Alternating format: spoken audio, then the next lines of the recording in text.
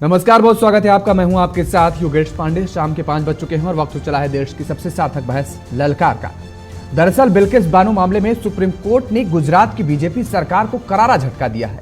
शीर्ष अदालत ने गुजरात सरकार का माफी का आदेश खारिज करते हुए कहा कि छूट पर फैसला महाराष्ट्र सरकार को लेना था। गुजरात सक्षम राज्य नहीं था। जस्टिस बीवी नागरत्ना और जस्टिस उज्जवल भुइया की बेंच ने आज ये बड़ा फैसला सुनाया है। कोर्ट ने दोषियों की समय पूर्व रिहाई के मामले में भी सुप्रीम कोर्ट ने अपना फैसला सुनाया है। सुप्रीम कोर्ट ने सभी 11 दोषियों की रिहाई को रद्द कर दिया और 2 हफ्ते में इन्हें सरेंडर करने को भी कहा है। वहीं कांग्रेस की नेता प्रियंका गांधी और हैदराबाद के सांसद असदुद्दीन ओवैसी ने बीजेपी को इस दौरान जमकर घेरा। अब बिल्किस बानो केस हालांकि सभी जानते होंगे, लेकिन जो नहीं जानते हैं तो उनको बता देते हैं कि आखिर बिल्किस बानो केस है क्या, और उसके बाद हम इसी मुद्दे पर आज चर्चा करेंगे। तो अब बता दें कि दरअसल 27 फरवरी 2002 को अयोध्या से गोधरा साबरमती एक्सप्रेस जा रही थी। 2 कोच को जला दिया गया था, जिसमें 59 तीर्थयात्रियों की मौत हो गई थी। 3 मार्च 2002 को बिल्किस बानो के परिवार पर हमला किया गया। 5 महीने की प्रेग्नेंट बिल्किस बानो के साथ गैंगरेप और 3.5 साल की बच्ची के कत्ल, परिवार के कुल 15 लोगों की हत्या की गई। 2002-2003 के बीच सबूत नहीं होने पर स्थानीय पुलिस ने केस दर्ज करने से मना कर दिया।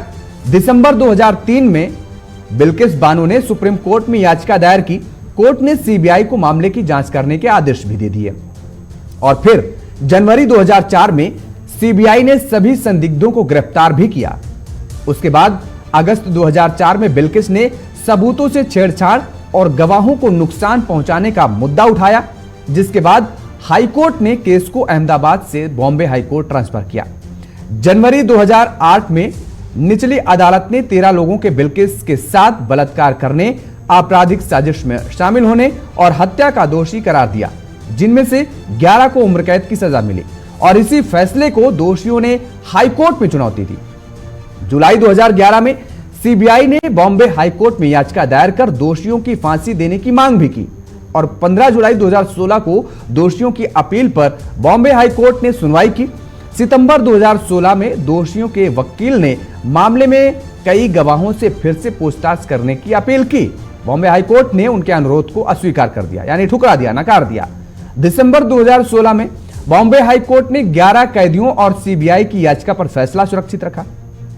मई 2017 में बॉम्बे हाईकोर्ट ने भी 11 दोषियों की उम्र कैद की सजा सुनाई। 13 मई 2022 को 15 साल से अधिक जेल की सजा काट चुके कैदी ने सुप्रीम कोर्ट से रिहाई की मांग की। 15 अगस्त 2022 को गुजरात सरकार की नीति के तहत 11 दोषियों को रिहा कर दिया गया और उसके बाद 30 नवंबर 2022 को बिल्किस बानो ने 11 दोषियों की रिहाई के खिलाफ सुप्रीम कोर्ट में याचिका दाखिल की। 12 अक्टूबर 2023 को बिल्किस बानो की याचिका पर सुप्रीम कोर्ट में सुनवाई के बाद फैसला सुरक्षित रख लिया गया था और 8 जनवरी 2024 को गुजरात सरकार के 11 दोषियों को रिहा करने के फैसले को सुप्रीम कोर्ट ने रद्द कर दिया और वो दिन है आज का।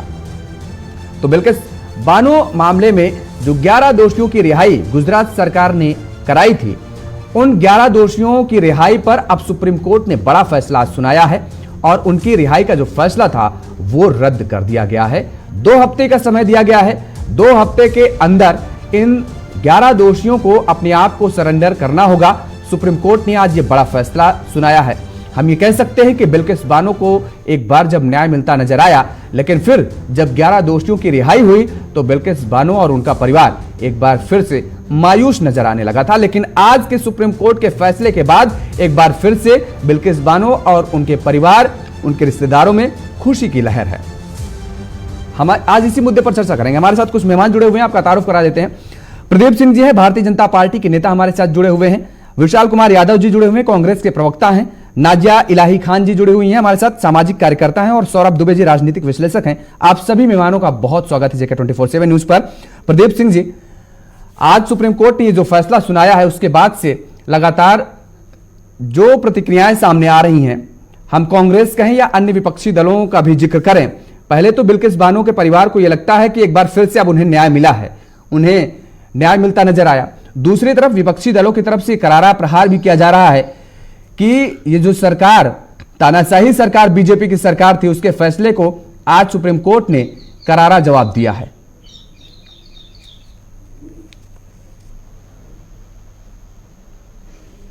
प्रदीप जी,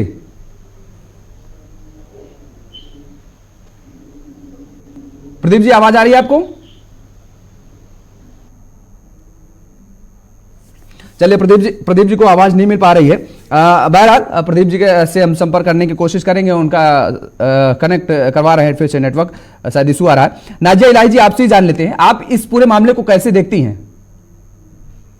बिल्कुल बहुत न्याय हुआ है और मुझे ऐसा लगता है कि काफी सालों के बाद बिल्किस बानो के चेहरे पर बहुत मुस्कुराहट आई होगी और उनको ऐसा लगा होगा कि एक लीगल बैटल जब कोई लड़ता है और सिंगल हैंडेडली लड़ता है तो, और खास करके ऐसे रेप के केसेस 376D 376 या साथ साथ फिर हत्या की भी बात आती है, तो महिलाएं बहुत ज्यादा हेल्पलेस नजर आती हैं। लेकिन जिस तरह से सुप्रीम कोर्ट से लेकर के बॉम्बे हाई कोर्ट से लेकर के सारे कोर्ट ने उनके गुहार को सुना है, ये अपने आप में एक बहुत बड़ी मिसाल है कि विंटर सेशन में जिस हिसाब से पार्लियामेंट में क्लॉज 56 में महिलाओं की सेफ्टी और सिक्योरिटी को लेकर के जो कानूनी प्रक्रिया को और भी स्ट्रिक्ट और स्ट्रॉन्ग किया गया है, इसकी ये एक जीती जागती और जिंदा मिसाल है।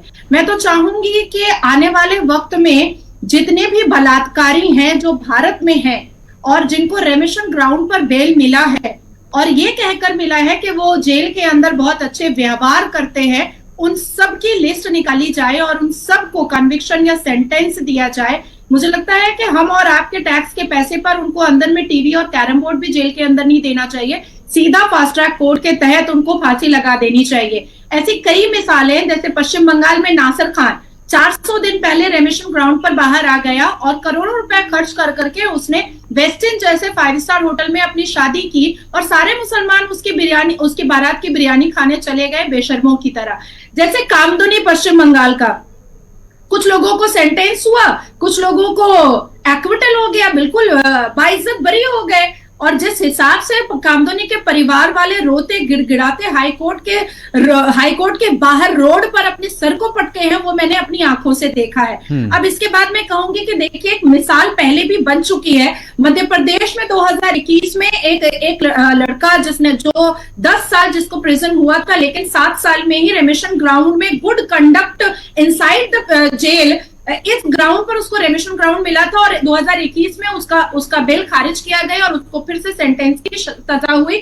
मध्य प्रदेश की मैं बात बता रही हूँ। तो ऐसे कई एग्जाम्पल्स हैं जो रेप करते हैं, मजा लेते हैं और जो विक्टिम होती हैं वो अपने आप को जस्टिफाई करते करते, अपने आप को एक्सप्लेन करते करते थक जाती हैं, क्योंकि हम वो अपनी आंखों से देखते हैं। और जो रेपिस्ट होता है वो बाहर में शादी कर रहा होता है, डिस्को क्लब पब जा रहा होता है और बेशर्मों की तरह सबके सामने ये कह रहा होता है कि किसने क्या बिगाड़ लिया, कानून ने क्या बिगाड़ लिया। तो मुझे लगता है कि ये एक जिंदा मिसाल है और एक लिस्ट बनानी चाहिए कि जितने भी बलात्कारी रेमिशन ग्राउंड पर निकले हैं उन सबको अब दोबारा जेल के अंदर भेजा जाए।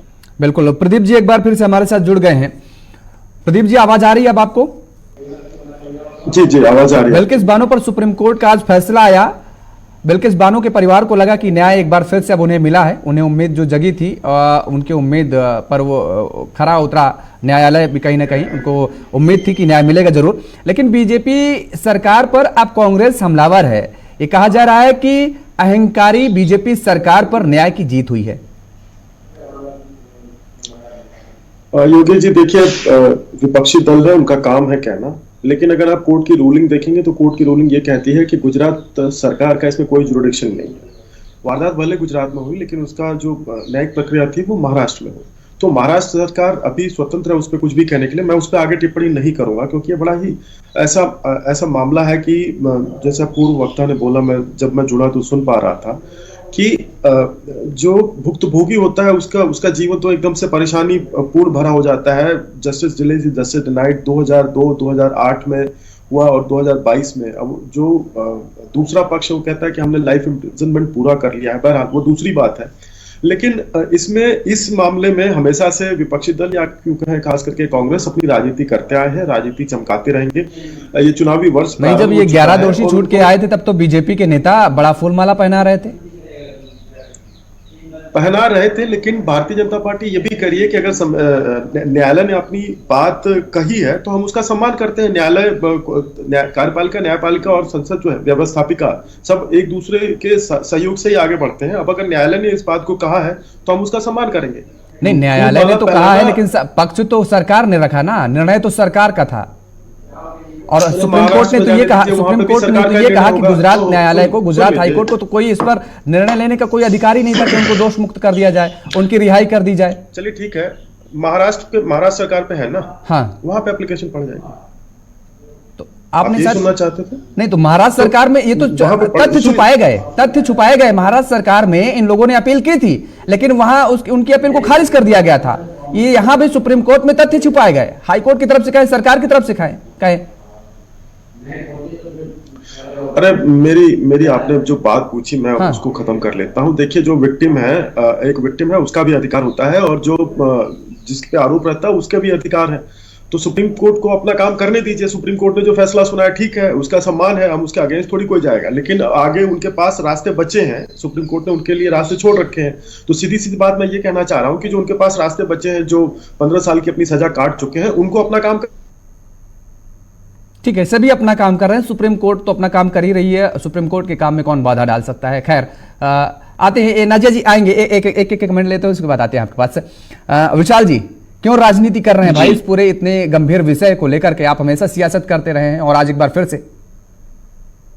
देखिए योगेश जी, आपके सभी सवालों का मैं जवाब दूंगा। अगर आपको लगता है कि महिलाओं के लिए आवाज उठाना राजनीति है, तो हाँ, कांग्रेस पार्टी राजनीति करती है, और अंतिम दिन तक और अंतिम क्षण तक मैं भी खुद राजनीति करूंगा।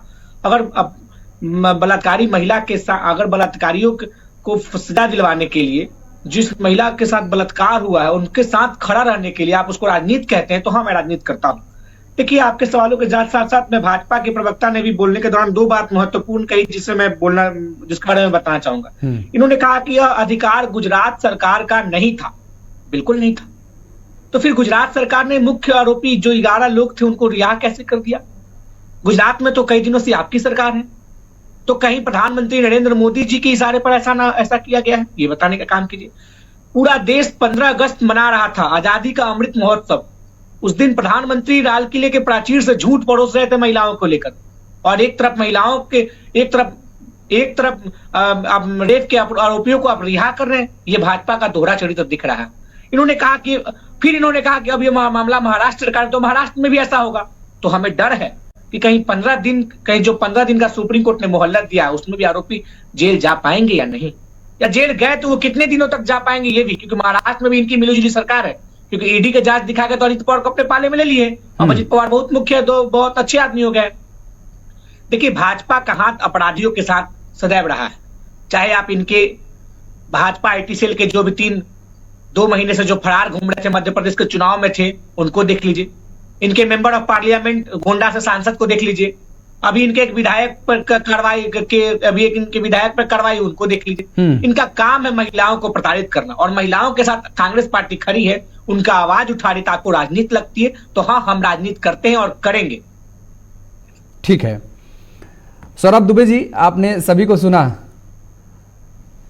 राम राज्य चल रहा है, अमृत महोत्सव चल रहा है, बेटी पढ़ाओ बेटी बचाओ और तमाम तरह के किनारे गढ़े जाते हैं, और उसके बाद दोषियों को रिहाई भी दी जाती है, तो सवाल उठने तो लाजमी है। देखिए, जो राज्य सरकार है उसके पास जब कोई अपना वकील होता है तो वो देख करके नहीं लेता कि ये अपराधी है क्या है, वकालत के नाम पर जो है वो अपना केस लड़ता है। लेकिन देश की सबसे बड़ी संवैधानिक जो संस्था है सुप्रीम कोर्ट, अगर वो कोई निर्णय लेती है, कोई डिसीजन देती है, तो सर्वमान्य होना चाहिए, चाहे भारतीय जनता पार्टी हो, कांग्रेस हो या अन्य पार्टियां हो। वहां पर सर्वमान्य जो भी फैसला है उसको स्वीकार करना चाहिए।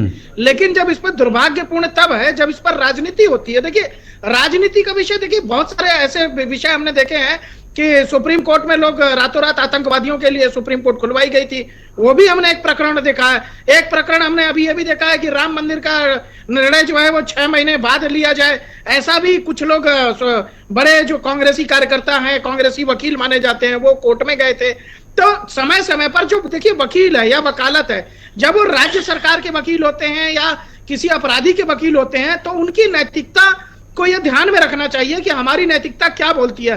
अगर कहीं महिला अपराध है तो क्या महिला अपराध के लिए बढ़ चढ़ करके उनकी वकालत करना सही है? ये उनके व्यक्तिगत डिसीजन होते हैं, व्यक्तिगत निर्णय उनका होता है। सुप्रीम कोर्ट, हाई कोर्ट इसीलिए बना हुआ है कि जब व्यक्ति को सरकार के द्वारा कोई भी जो है उसको न्याय नहीं मिल पाता तो कोर्ट के दरवाजे खुले हुए हैं। आज अगर हाई कोर्ट या सुप्रीम कोर्ट ने इतना बड़ा बिल्किस बानो पर अगर डिसीजन लिया है तो सभी को स्वीकार कर लेना चाहिए। लेकिन महिलाओं की जब बात होती है, महिला सशक्तिकरण की बात होती है, तो संसद में हमने देखा है जब महिलाओं को उनके आरक्षण की बात की जाती है तो किस प्रकार से कई पार्टियां विरोध करती हैं, या फिर कई प्रकार के मतलब भारतीय जनता पार्टी भी अगर हो सकता है उसके अंदर भी कुछ ऐसे होते हैं लोग जो महिलाओं के साथ मतलब गलत तरीके से कार्य करते हैं, तो पार्टी उस पर कार्रवाई करने का पूरा प्रयास करती है और किसी को बख्शा नहीं जाता। देखिए, जिस सांसद की आप बात कर रहे थे, दिल्ली पुलिस से उनकी पूरी जांच कराई गई, उसमें कोई कोताही नहीं बरती गई। नहीं तो आपको सौरभ जी, ये आपको लगता है कि गुजरात सरकार ने अपनी भद्द पिटवा ली, यही चाहती थी वो? नहीं, देखिए मैं एक बात कह रहा हूं, अभी गुजरात सरकार ने, सुप्रीम कोर्ट ने अगर कोई डिसीजन दिया है तो सुप्रीम कोर्ट के डिसीजन पर तो टिप्पणी मैं नहीं कर सकता क्योंकि वो सुप्रीम कोर्ट का डिसीजन है। तो मैं ये नहीं कह सकता कि गुजरात सरकार ने क्या किया और वो क्या किया। मैं सुप्रीम सम्मान करता हूं और सुप्रीम कोर्ट का सभी को सम्मान करना चाहिए। सुप्रीम कोर्ट ने जिस आधार पर ये निर्णय लिया होगा वो निश्चित रूप से महिलाओं के सशक्तिकरण की भी बात होगी, और अगर कहीं पर कोई गलती हुई होगी तो मैं मानता हूं सुप्रीम कोर्ट उसको सुधारने का मौका अवश्य देगी। लेकिन जिस प्रकार से महिलाओं के प्रति जो है इतने दुर्व्यवहार हो रहा है एक लंबे समय से, उस पर कहीं ना कहीं किसी भी पार्टी को जो राजनीति करते हैं वो बिना राजनीति के उनके सशक्तिकरण के लिए महिलाओं के उस पर ध्यान देना चाहिए, बजाय कि आप राजनीति करिए। और चूंकि ये नहीं, तो आपको क्या दिखता है, आप क्या देख पा रहे हैं? कोई स्पेसिफिक पार्टी राजनीति कर रही है? सभी पार्टियां इसी में राजनीति करने में जुटी हुई हैं। देखिए, आपने देखा होगा संसद में किन लोगों ने महिलाओं का विरोध किया जब महिलाओं को आरक्षण मिल रहा था। कौन से वो लोग हैं जो अगर महिलाओं को उज्ज्वला योजना मिलती है, गैस सिलेंडर की सुविधा मिलती है, तो उसका विरोध करते कौन लोग नजर आते हैं? ये आप तय कर लीजिए, मैं किसी पार्टी का नाम क्या लूं। हम तमाम तरह से देखते हैं, लेकिन मैंने ये भी देखा है कि भारतीय जनता पार्टी के अगर कोई भी नेता, अभी एक विधायक है सोनभद्र के, वो अगर महिला के प्रति अपराध में पाए गए हैं तो उनको सजा दिया है, सरकार ने ही सजा दिया है, उसके बाद सजा दिया है। तो देखिए, सरकार का काम है किसी को सरकार ने कहां सजा दिया? सरकार ने तो टिकट दे दिया था, सरकार नहीं, पार्टी ने टिकट दे दिया था। सरकार बनने के बाद जो है जांच करवाई पार्टी ने तो टिकट, अरे सरकार ने कहा जांच, ठीक है सौरभ जी, ठीक है, सरकार का काम है जांच कराने का, सरकार का काम है शुद्ध, मतलब आप जो है पार्टी को ऐसे लोगों के टिकट, भाई रेपिस्ट लोगों को टिकट क्यों देना? हम अगर पाक साफ हैं, हम अगर दूध के धिले हैं, तो हम क्यों ऐसे रेपिस्ट को क्यों हम टिकट दें? क्यों उसको हम कहें कि भाई इसको जिताओ और उसके पक्ष में हम रैली करने जाएं कि आप इसे भाई वोट दीजिए, ये आके सदन में आएगा और फिर ये कानून बनाएगा। ये रेपिस्ट जो है, ये रेपिस्ट विधायक या सांसद जो भी आएगा सदन के अंदर, फिर वो कानून बनाएगा वही आकर के। ऐसे लोगों को टिकट दे ना दे ये पार्टी के प्रवक्ताओं से आप पूछिए, लेकिन मेरा मानना है नहीं, वो वही सभी पार्टी, हम पार्टियों पर ही सवाल खड़े कर रहे हैं, आप सवाल आप पर नहीं कर रहे हैं, हम पार्टियों पर ही सवाल खड़े कर रहे हैं। हाँ जी, तो जो महिला अपराधीकरण में पाए जाते हैं ऐसे लोगों को समाज के अंदर ऐसे लोगों का कोई स्थान नहीं है, चाहे उनको सरकार दंडित करे या कोर्ट दंडित करे, लेकिन सामाजिक रूप से उनको बहिष्कार भी करना चाहिए और निश्चित रूप से तय करना चाहिए कि ऐसे व्यक्ति न विधानसभा में पहुंचे और न ही संसद में पहुंचे। जो कस्में, वो वादे, वो मुझे याद है जो कस्में खाई जाती थी, जो वादे किए जाते थे कि अगर मैं आ रहे हैं विशाल जी आ रहे हैं, वो जब वादे किए जाते थे कि अगर मैं पहुंच गया सदन में, मैं इस कुर्सी पर बैठ गया तो सदन के अंदर सफाई कर दूंगा, एक भी जो भ्रष्टाचारी है वो नहीं अंदर रहेगा सदन के अंदर, जिसके ऊपर गंभीर मामले होंगे वो सदन के अंदर नहीं रहेगा। वो रैलियां, वो उत्तर प्रदेश की रैलियां मुझे आज भी याद है 2014 के पहले की। खैर नाजिया जी कुछ आप कहना चाह रही हैं? सबसे पहले तो कहना चाहूंगी, विशाल जी आ रहे हैं, एक सेकंड मुझे धैर्य रखिए, आ रहे हैं। मैं लीगल पॉइंट्स बताना चाहूंगी और साथ साथ सबकी बातें मैंने सुनी है। क्या इस भारत का कोई भी व्यक्ति निर्भया बलात्कार भूल सकता है? क्या इस भारत का कोई भी व्यक्ति पश्चिम बंगाल के कालियागंज और हासखाली का बलात्कार भूल सकता है? इंडिया अलायंस से जुक्त एक महिला सबसे बड़ी मुख्यमंत्री श्रीमती ममता बनर्जी, उन्होंने कालियागंज और हासखाली में जब छोटी सी बच्ची का बलात्कार हुआ था तो उन्होंने कहा था कि लव अफेयर था, प्रेग्नेंट थी लड़की तो प्यार मोहब्बत में बलात्कार हो गया, ये हम कभी सुन सकते हैं? And the second thing is कि भारतीय जनता पार्टी के कौन से ऐसे मेंबर ऑफ पार्लियामेंट और कैबिनेट मिनिस्टर है जिनके ऊपर रेप के केसेस चल रहे हैं? क्या मुलायम सिंह यादव ने नहीं कहा था अपनी स्पीच में कि भाई लड़कियां जीन्स टाइट पहनती हैं, ऐसे लड़कों का दिल मचल जाता है? क्या हालिया में हमने विधानसभा में नीतीश कुमार की अश्लीलता बातें नहीं सुनी थी? सेक्सुअल डिजायर के बारे में और इंटरकोर्स के बारे में वो बयानबाजी कर रहे थे विधानसभा के अंदर। क्या हमने कमलनाथ जी के बारे में नहीं सुना है कि उन्होंने अपनी ही कांग्रेस की महिला नेत्री को टंचमाल बोल दिया था? अब आती है बात ये कि महाराष्ट्र हाई कोर्ट ने के अंडर ट्रायल मैटर पर 15 साल जेल खटने के बाद हम सबको पता है कि निर्भया के बलात्कारियों के लिए भी राष्ट्रपति भवन में मर्सी पिटीशन गया था। ये मर्सी पिटीशन जो है, ये जो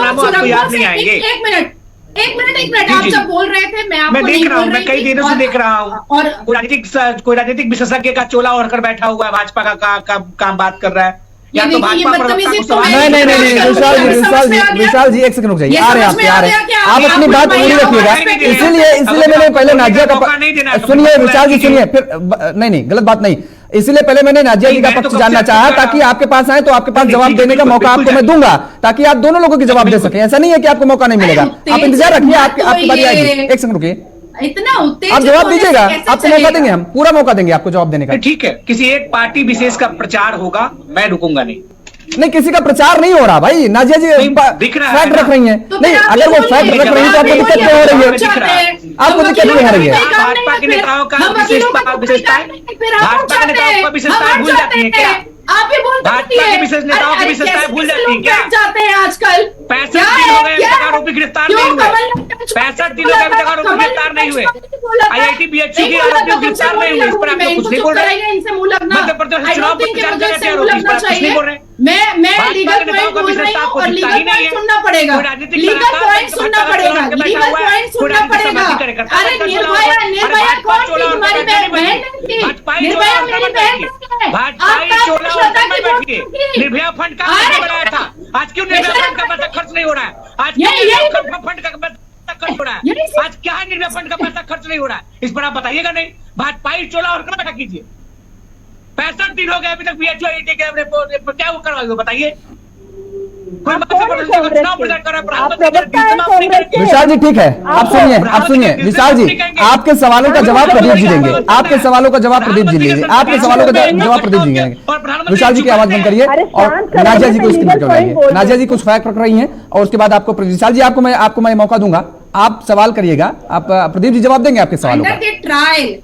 under the trial of inside the Maharashtra high court, जब 15 साल की कस्टडी हो गई थी तो महाराष्ट्र हाई कोर्ट ने यह निर्णय लिया था और साथ साथ मर्सी पिटीशन चला गया था, ठीक है, गुजरात गवर्नमेंट के पास। अब मैं बोलना चाहती हूँ कि निर्भया के बलात्कारियों के लिए भी मर्सी पिटीशन भारत के राष्ट्रपति के पास गया था। सीमा गुलाम हैदर जो अभी घुसपैठिया है उसके लिए भी मर्सी पिटीशन भारत के राष्ट्रपति के पास गया है और उनके वकील कहते हैं, वो निर्भया के बलात्कारियों के भी वकील थे, वो कहते हैं कि कोई रघुपुरा से मुर्गा नहीं उठा करके मुर्गी नहीं ले जा सकता है, सीमा गुलाम हैदर को कोई क्या ही पाकिस्तान वापस भेजेगा। अब मैं बोलना चाहती हूँ कि देखिए मर्सी पर या महाराष्ट्र हाई कोर्ट पर या गुजरात के नेताओं पर बोल करके कोई फायदा नहीं है, क्योंकि बिल्किस बानो से कानूनी प्रक्रिया में कुछ गलतियां हुई थी जिस वजह से क्वाशिंग के वक्त में उन लोगों का बेल हो गया और रेमिशन ग्राउंड पर वो बाहर निकल गए।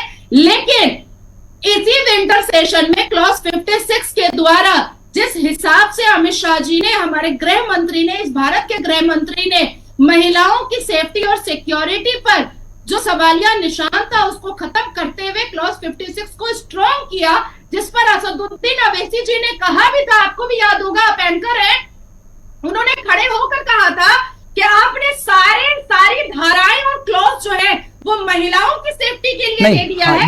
ये फैक्ट है, ये नाजिया जी ये फैक्ट है, ये बात जायज है, ठीक है। सरकार ने कुछ ठोस कदम उठाए, सरकार ने ठोस कदम उठाए, लेकिन सवाल यहां पर यह उठ रहा है, सुप्रीम कोर्ट ने जब आज फैसला सुनाया तो उसने यह भी कहा कि सरकार ने उनसे कुछ फैक्ट, कुछ तथ्य छुपाए हैं। आखिर ऐसा क्यों? कहीं पर कुछ और हो रहा है और कहीं पर कुछ और हो रहा है। हमने प्रदीप जी से भी पूछा ये बात कि जब वो 11 दोषी थे उनकी रिहाई हुई तो कितना स्वागत उनका किया गया, ये मानो कि वो बॉर्डर से आ रहे हो, फूल मालाएं और पटाखे फोड़े गए, ये मैंने भी देखे हैं। कोई रिकॉग्नाइज भारतीय जनता पार्टी का नेता नहीं था, कोई बीजेपी के नेता थे उसमें, नाजिया जी बीजेपी के नेता थे, मैं आपको तस्वीरें शेयर कर दूंगा। गेरुआ कपड़ा पहन लेगा मैं उसको बीजेपी का नेता मान लूंगी, ये तो हो नहीं सकता है। चलिए प्रदीप जी और विशाल जी अब दोनों लोगों के पास आएंगे। ठीक है आप आपने अपनी बात रखी, अपने फैक्ट रखे, तथ्य रखे, लेकिन सवाल तो उठते हैं कि देखिए जिस तरीके से आज सुप्रीम कोर्ट में भी कई सवाल उठाए हैं और उन सवालों के जवाब अभी हम तलाशने की कोशिश लगातार कर रहे हैं। फिलहाल यहां पर वक्त हो चला एक छोटे से ब्रेक का, ब्रेक के बाद फौरन हाजिर होंगे। ब्रेक के बाद एक बार फिर आप सभी का स्वागत है, चर्चा को आगे बढ़ाएंगे। हमारे साथ सभी मेहमान लगातार बने हुए हैं और सीधा रुख करेंगे इस बीच प्रदीप जी का। प्रदीप जी आप काफी देर से इंतजार कर रहे हैं और कुछ बोलना चाह रहे थे काफी देर से। देखिए सर, आप एक आरोप लगा रहे थे कि भारतीय जनता पार्टी के नेता उनका स्वागत कर रहे हैं। नाजिया जी ने बताया कि कोई भगवा पहन ले तो वो सर्टिफाइड नहीं हो जाता कि वो भारतीय जनता पार्टी का कार्यकर्ता ही है। लेकिन एक व्यक्ति जो कि अभी भी 4 सैन्य अधिकारियों के मर्डर के केस में अभी अंदर हुआ है, बहुत सारे परिवर्तन हुए हैं भारतीय न्याय संहिता में बहरहाल, और उनकी मुलाकात तो सीधे कांग्रेस के उस समय के प्रधानमंत्री मनमोहन सिंह जी से हुई थी। तो कांग्रेस जब ये बात उठाती है या कांग्रेस जब इस बात की राजनीति करती है तो इस देश की 140 करोड़ जनता ये समझती है कि किस लाइन लेंथ जो न्यायालय ने जो अपना आज का पक्ष दिया उस पे उनके पास ऑप्शंस अवेलेबल हैं। लेकिन राजस्थान की क्या स्थिति थी, जिस प्रकार से ये आरोप लगाने के लिए उछल पड़ते हैं, जैसे नहीं होता है कभी कभी की गाड़ी बहुत दिनों से टंकी में तेल नहीं होता है तो यूजुअली आप देखेंगे ग्रामीण या किसी के पास जब भी उसकी टंकी फुल होती है तो वो पूरा एक्सीलरेटर चाप देता है तेज गाड़ी चलाने के लिए। तो कांग्रेस की स्थिति वही है कि एक मुद्दा मिलता नहीं है और ये पूरा एक्सीलरेटर चाप देते हैं। यासीन मलिक से मनमोहन सिंह जी की फोटो बहुत वायरल होती रहती है और अभी तो कांग्रेस का शासन नहीं है राजस्थान में, वहां पे हमारा शासन है। लेकिन इसके पहले की तुष्टीकरण की नीतियां क्या रही और ये सोचते हैं कि तुष्टीकरण करके एक पक्ष का ये लाभ कर देंगे या कुछ पा लेंगे। अभी तक मुझे बीते कई वर्षों के इतिहास में देखा गया कि ये नुकसान ही हुआ है, इससे कोई लाभ नहीं हुआ। और कांग्रेस अपने दिवा स्वप्न खोई रहती है कि हमने तो बड़ा अपना एक वोट बैंक सुरक्षित कर लिया। तो इनकी स्थिति यही है कि 55 वर्षों के इनके शासनकाल में अभी की स्थिति पिछले 2 चुनाव में ये सारी ठीक है, कांग्रेस पर आप आरोप लगाएं, कांग्रेस वाले आप पर आरोप लगाएं, लेकिन सुप्रीम कोर्ट ने आज क्या कहा, सुनिए प्रदीप जी, सुप्रीम कोर्ट ने आज क्या कहा। सुप्रीम कोर्ट ने कहा कि दरअसल गुजरात सरकार को रिहाई का कोई फैसले का अधिकार ही नहीं था और उसने अपनी सत्ता और ताकत का दुरुपयोग किया है। किसने? गुजरात सरकार ने। यह अधिकार तो महाराष्ट्र सरकार को था, तो गुजरात सरकार के पास महाधिवक्ता होते हैं, गुजरात सरकार के पास तमाम तरीके, गुजरात सरकार नहीं हर राज्य की सरकार के पास, उन राज्य सरकारों के पास तमाम तरीके के कानूनविद होते हैं। क्या उनको इस बात की जानकारी नहीं थी? क्या उन्हें ये नहीं लग रहा था कि ये गलत कदम उठाने जा रहे हैं? देखिए सर, मैं भारतीय जनता पार्टी का कार्यकर्ता हूँ। मैं भारतीय जनता पार्टी की ही सरकार गुजरात में है, मैं सरकार की बात कर रहा हूँ, मैं हाईकोर्ट की बात नहीं कर रहा, मैं सरकार की बात कर रहा हूँ। आज फैसला आया है, हाँ। अब इसकी जांच हो और ये प्री मैच्योर किसी कंक्लूजन पे पहुंचना, मैं इसके पक्ष में नहीं हूं।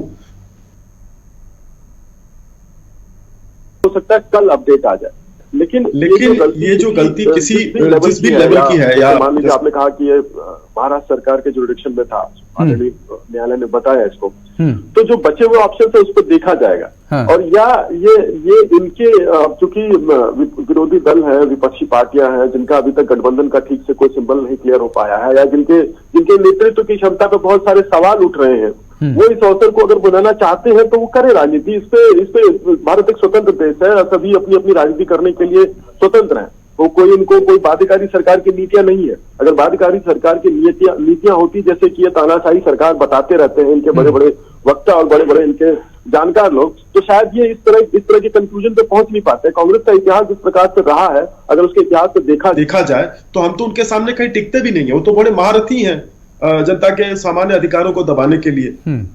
तो इस पे थोड़ा सा मैं एक बात जरूर कहना चाहूंगा कि हमारे यहाँ पे ना एक कंक्लूजन पे बहुत जल्दी पहुंचने की एक बड़ी बीमारी है।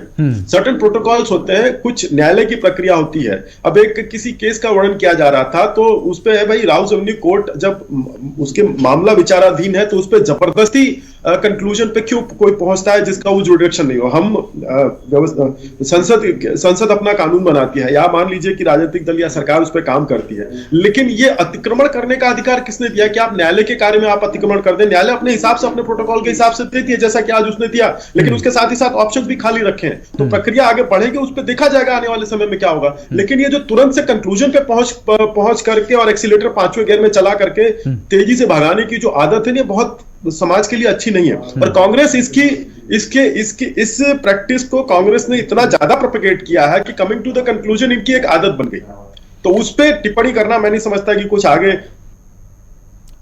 सौरभ दुबे जी, क्या यही वजह है कि जो सीधे एक्सेलेटर लेकर के और 5वें गियर पे, क्योंकि ये प्रदीप जी कह रहे हैं कि कांग्रेस की आदत होती है कि एक्सेलेटर लेंगे और सीधे एक पहला दूसरा तीसरा नहीं, सीधे 5वें गियर पर क्लिक करेंगे और गाड़ी को भगाने की कोशिश करेंगे और गाड़ी चल नहीं पाती आगे। यही वजह है कि क्योंकि कांग्रेस को जनता इतना नकार रही है, या हम ये कहें कि कांग्रेस अपनी बात को सही तरीके से जनता के बीच में रख नहीं पा रही है?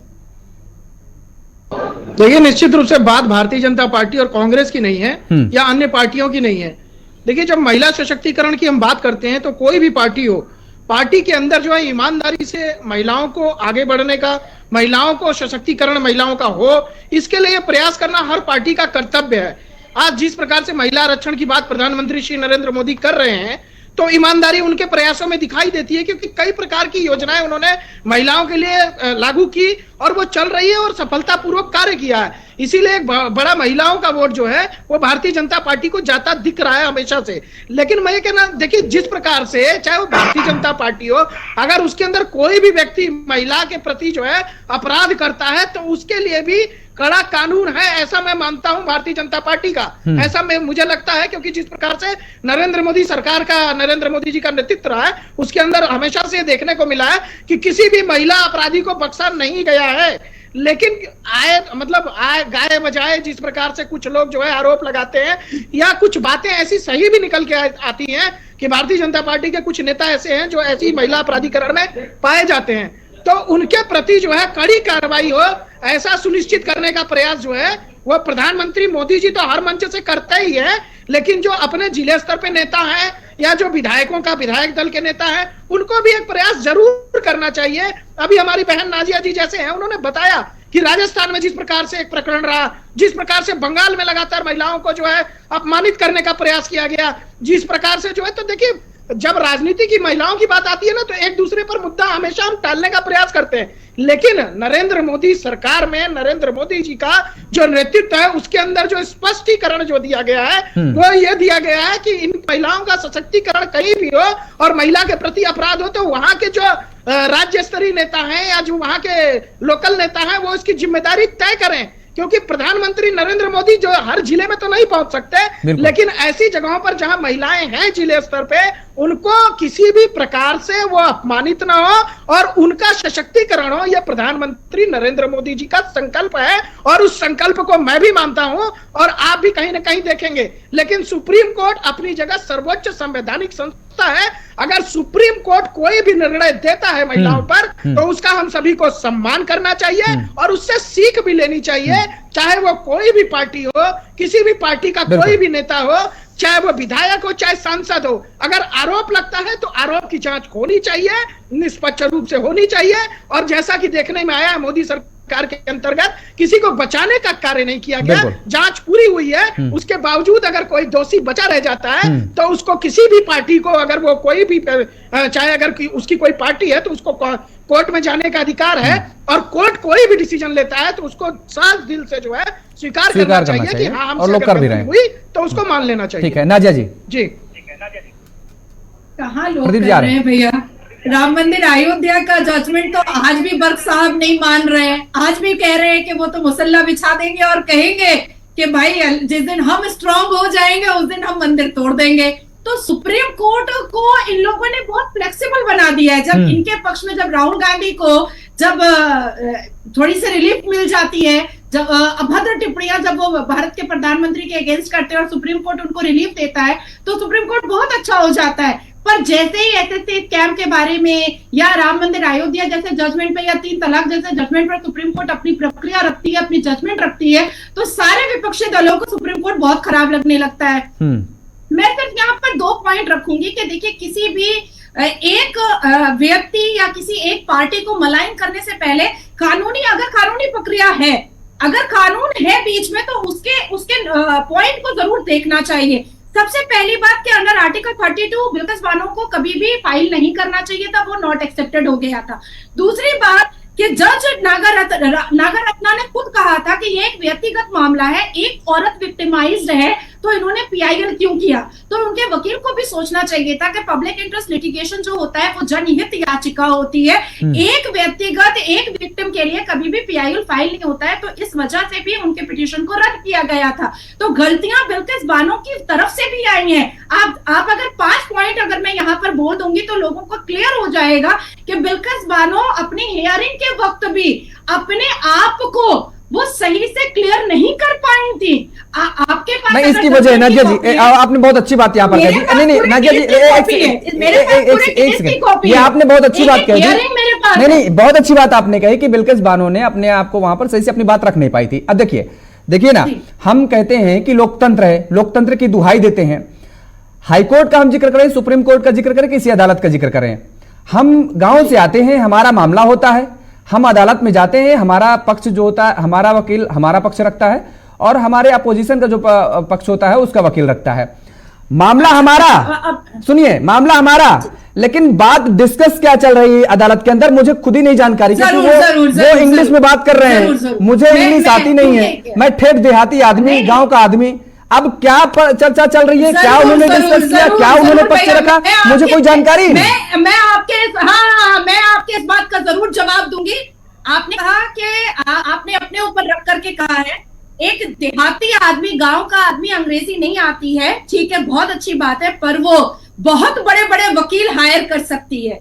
वो इनोवा गाड़ी से नाजिया जी, मैंने बिल्किस पे ये बात ली नहीं, मैं बिल्किस बानो को लेकर के इसका उद्धरण कर ही नहीं रहा, मैं पूरे देश की बात कर रहा हूँ, उदाहरण दे रहा हूँ आपको, मैं पूरे देश के उदाहरण दे रहा हूँ। आप बिल्किस बानो पर आप टिकी हुई है, आप राम मंदिर पे टिकी हुई है, मैं पूरे देश का उदाहरण दे रहा हूँ। न जाने ऐसे कितने केस हैं जिनके परिजन साइकिल से अदालत जाते हैं, उनके पास वहां से जाने का पैसा नहीं होता। बोलने दीजिए, आप मुझे बोलने दीजिए। हर एक वकील की रिस्पॉन्सिबिलिटी होती है कि वो अपने क्लाइंट को सेटिस्फाइड करे और वो बताए। ये रिस्पॉन्सिबिलिटी होती है, लेकिन हमारी भी कुछ रिस्पॉन्सिबिलिटी होती है कि नहीं नाजिया जी, कि हम भी बात समझें, हमारा वकील हमारे पक्ष में क्या बात कर रहा है, वो फैक्ट रख रहा है या सामने से मिलकर के कुछ बिल्कुल बताते हैं, बिल्कुल बताने से क्या होता है फिर।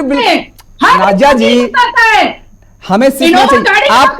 आप मुझे लगता है आपको उदाहरण देने की जरूरत नहीं है, कितने देशों में उनके देश की करोड़ों रुपए खर्च करके तो बड़े बड़े वकील को हायर करने का हक है। चलिए ठीक है, समय नहीं इस पर मैं आपको उदाहरण भी दूंगा, कितने देश में कहां पर उनकी भाषा में ही ये सारे खैर चर्चाएं होती हैं वहां पर अदालत में। प्रदीप जी, समय कम है, आप अपनी बात रखिए।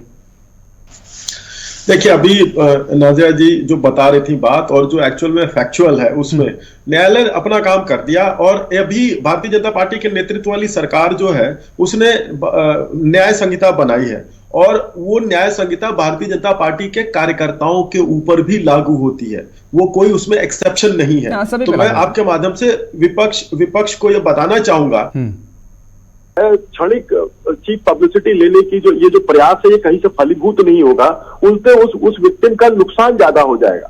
तो अगर उसका हित इतना ही करना चाहते हैं तो हो सकता है कि न्यायपालिका में भरोसे को अपने और मजबूत कर ले। इससे ये उछल कूद मचाने से उनके हितों में कोई लाभ, मतलब आपका यही कहना है कि उछल कूद मचाने से अच्छा है कि जो न्याय आया है, जो आदेश आया है, उसका पालन करना चाहिए और सिरोपारे सर्वोच्च होना चाहिए, और वो आप कह रहे हैं कि आपको है भी। खैर, समय का अभाव, इसलिए चर्चा को हमें पे विराम देना पड़ा है। और आप सभी मेहमानों का हमारे जुड़ने के लिए, समय देने के लिए बहुत बहुत शुक्रिया, बहुत बहुत धन्यवाद। तो लगातार जिस तरीके से अब बिल्किस बानो के मामले पर जो फैसला आया उसके बाद अब सियासत भी शुरू हो गई है। मेरे साथ फिलहाल इतना ही। खबरों